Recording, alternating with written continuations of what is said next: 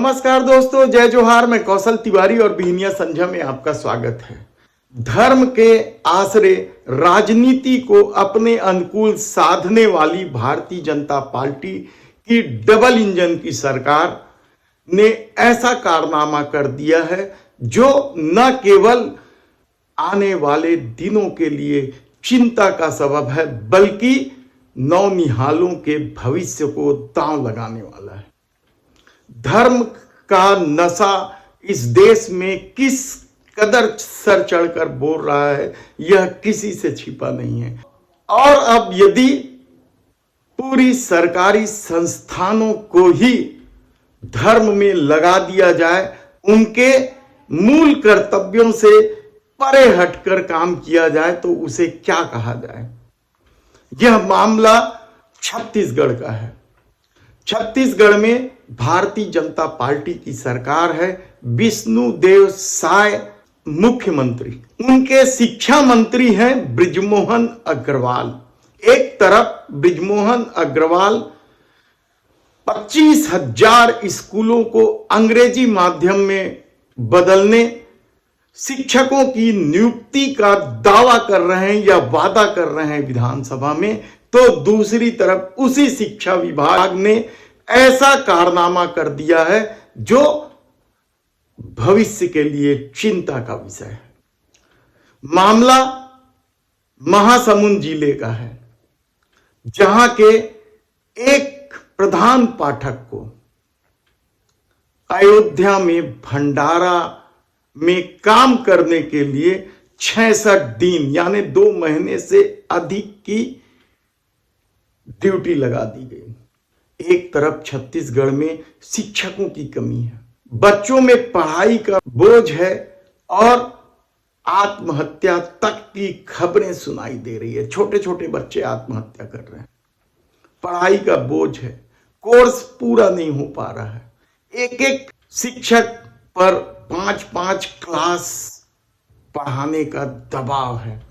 तो दूसरी तरफ एक प्रधान पाठक को 2 महीने से अधिक दिनों की ड्यूटी, वह भी अयोध्या में जाकर भंडारा लगाने की। क्या हो रहा है इस प्रदेश में, और धर्म के आसरे किस तरह की राजनीति साधी जा रही। दरअसल इस मामले ने मीडिया रिपोर्ट आने के बाद बवाल मचा रखा है। बसना के विधायक हैं संपत अग्रवाल, और कहा जाता है कि उनकी एक समिति है नीलांचल सेवा समिति। इस समिति ने अयोध्या में भंडारा का आयोजन किया और उस भंडारे की व्यवस्था संभालेंगे प्रधान पाठक। इसलिए बसना के विधायक संपत अग्रवाल ने सिफारिश की शिक्षा अधिकारी के पास, और शिक्षा अधिकारी ने बगैर सोचे बगैर समझे कि स्कूल का क्या होगा, बीजेपुर स्कूल के प्रधान पाठक विश्वामित्र बेहरा के लिए सिफारिश की कि उसकी ड्यूटी भंडारे में लगा दी जाए, और शिक्षा अधिकारी ने मान भी लिया। 21 जनवरी से 29 मार्च तक की छुट्टी दी गई है, यानी ठीक परीक्षा के समय, जब शिक्षकों पर भी दबाव होता है कोर्स पूरा करने का और बच्चों में भी। लेकिन धर्म के सामने पढ़ाई या दूसरी बातें क्या मायने रखती हैं, और यही वजह है कि उस शिक्षक की ड्यूटी लगा दी गई। और शिक्षा मंत्री बृजमोहन अग्रवाल इस मामले में जवाब देने को तैयार नहीं है। दमदार मंत्री माने जाते हैं, संसदीय मंत्री भी हैं वे, उनका विभाग है। उनकी दमदारी के कई किस्से हमने समय समय पर आपको बताया है कि किस तरीके से वे दमदार मंत्री हैं।